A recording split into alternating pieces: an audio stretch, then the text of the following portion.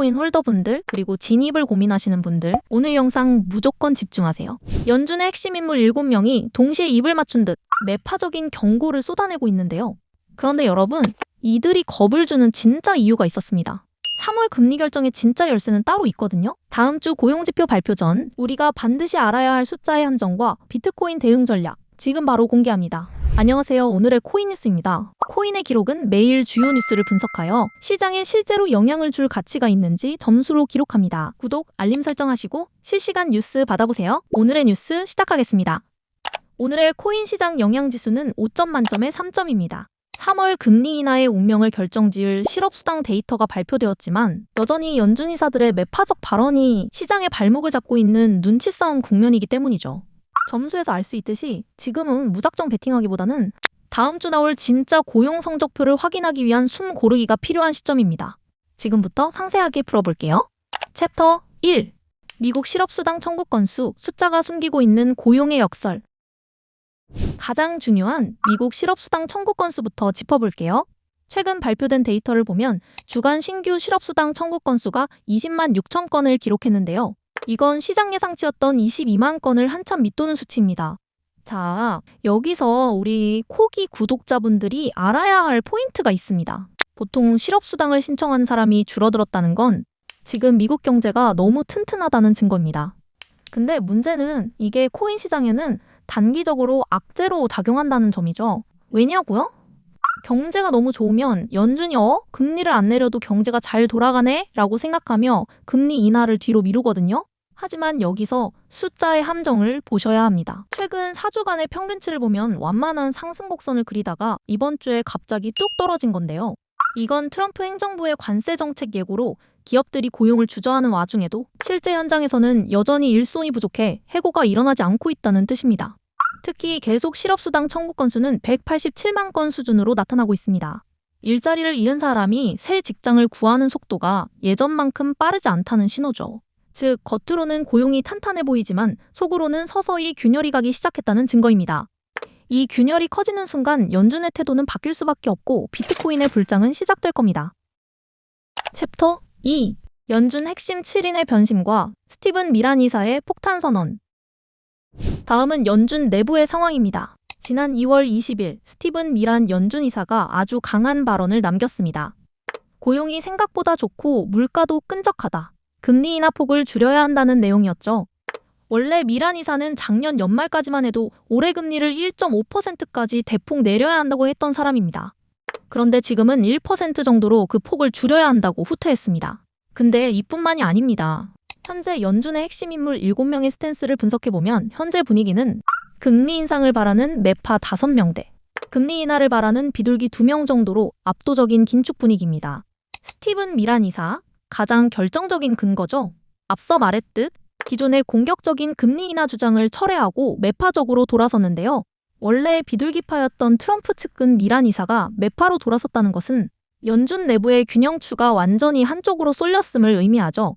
미셸 보먼, 전통적인 강력한 매파로 인플레이션 반등을 우려하며 금리 인하의 가장 보수적인 인물입니다. 베스 헤맥 로리 로건, 2026년 투표권을 가진 지역 연준 총재들로 최근 인플레이션 개선을 액면 그대로 믿어선 안 된다며 매파적 목소리를 높이고 있습니다. 필립 제퍼슨 리사 쿡, 현재 비둘기파로 고용시장의 둔화를 경고하고 있지만 오늘 우리가 다룬 실업수당 청구 건수 20.6만 건으로 너무 좋게 나오면서 이들의 목소리가 힘을 잃은 상태입니다. 특히 차기 연준 의장으로 유력한 케빈 워시 전 이사까지 언급되며 시장의 유동성 불안을 자극하고 있고 제롬 파월 의장은 현재는 중립에 가깝지만 최근 발언으로 서두를 필요 없다는 매파적 뉘앙스가 강해 사실상 매파 진영에 힘을 실어주고 있습니다. 하지만 여러분, 여기서 우리가 주목해야 할 단어는 바로 데이터입니다. 이들 7명이 공통적으로 하는 말이 있습니다. 우리는 데이터에 따라 움직인다. 지금 당장은 고용이 좋아 보여서 매파적인 척 하고 있지만 다음 주 발표될 비농업 고용 지표나 실업률이 단 0.1%라도 흔들리는 모습이 보이면 이들의 입장은 순식간에 뒤집힐 겁니다. 연준 이사들은 시장의 기대를 꺾어 물가를 잡으려는 심리전을 하고 있는 것이지 비트코인의 본질적인 가치를 훼손할 수 있는 힘은 없으니까요. 챕터 3. 시나리오 분석 매파적 압박인가? 비둘기적 기회인가? 이제 3월 FOMC를 앞두고 두 가지 시나리오를 그려보겠습니다. 시나리오 A, 매파적 압박이 지속될 경우 확률 60%. 다음 주 고용 지표가 이번 실업수당 건수처럼 계속 좋게 나온다면 연준은 3월에 금리를 동결하거나 인하 시점을 하반기로 미루려 할 겁니다. 이 경우 비트코인은 횡보하거나 단기 조정을 받을 수 있습니다. 하지만 이건 매수 기회입니다. 인플레이션 억제라는 명분 아래 억눌린 수요는 금리 인하가 시작되는 순간 폭발적으로 터져나올 것이기 때문입니다. 시나리오 B, 비둘기파적 전환 확률 40%. 만약 실업수당 청구 건수가 다시 늘어나고 고용시장의 피로감이 수치로 증명된다면 미란 이사를 포함한 매파들도 입을 다물 수밖에 없습니다. 시장은 즉각 3월 금리 인하 확정으로 받아들일 것이고 비트코인은 전고점을 뚫는 강력한 상승 랠리를 보여줄 겁니다. 과거 사례를 보면 실업수당 신청은 적은데 실제 고용 지표가 나쁘게 나왔던 통계적 불일치가 종종 있었습니다. 저희 코인의 기록 채널은 다음 주 고용 지표에서 이런 이면의 진실이 밝혀질 가능성에 주목하고 있습니다. 챕터 4. 비트코인 장기 철학, 경제가 안 좋아도 오르는 이유. 지금 당장 금리가 어떻고 고용이 어떻고 하는 뉴스는 사실 잔물결에 불과합니다. 미국 경제가 지금 아무리 고용이 좋다고 외쳐도 사실 그 이면에는 트럼프 행정부의 관세 정책으로 인한 물가 상승 우려와 사상 최대의 국가 부채가 도사리고 있습니다. 경제가 안 좋아지면 전통 자산은 흔들리지만 비트코인은 다릅니다. 법정화폐의 가치가 떨어지고 경제적 불확실성이 커질수록 사람들은 디지털 금인 비트코인을 찾게 됩니다. 2026년 현재 비트코인은 단순한 투기 수단을 넘어 글로벌 경제의 안전판 역할을 하고 있습니다. 지금 고용 지표가 좋아서 금리를 못 내린다고요? 그건 비트코인을 더 싸게 살 시간을 주는 선물일 뿐입니다. 인플레이션이 억제되지 않는다면 실물 자산의 가치는 오를 수밖에 없고 그 중심에는 비트코인이 있습니다. 오늘 내용 정리해보겠습니다. 첫째, 미국의 주간 실업수당 청구 건수는 예상보다 낮게 나오며 고용의 강함을 보여줬습니다. 둘째, 연준 이사들은 이를 빌미로 금리 인하 폭을 줄이겠다는 매파적 압박을 가하고 있습니다. 셋째, 하지만 실제 노동시장 내부의 균열은 시작되었으며 다음 주 고용 보고서가 진짜 승부처가 될 것입니다.